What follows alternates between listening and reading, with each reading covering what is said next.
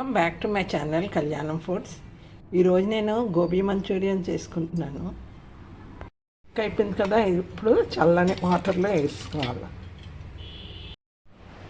ఇప్పుడు ఇందులో 2 స్పూన్స్ మైదా వేసుకోవాలి. 2 స్పూన్స్ వేసుకున్నాం. Cornflour to taste. ఇలా బాగా కలుపుకోవాలి. కొంచెం వాటర్ వేసుకోవచ్చు.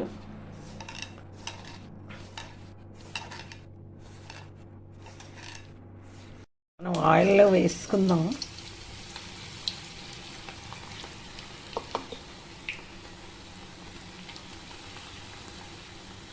మరి ఎర్రగా వేపకూడదు, ఈ కలర్ వస్తే చాలు. 2 టేబుల్ స్పూన్స్ ఆయిల్, మిరపకాయలు, ఆనియన్, చిల్లీ సాస్. ఇప్పుడు ఈ ఫ్రై చేసిన క్యాలీఫ్లవర్స్ వేసుకోవాలి, కలిపేసుకోవాలి. చూడండి, restaurant style gobi Manchurian ready అయిపోయింది. ఈ వీడియో కనుక మీకు నచ్చినట్టయితే లైక్ చేయండి, షేర్ చేయండి, సబ్స్క్రైబ్ చేయండి.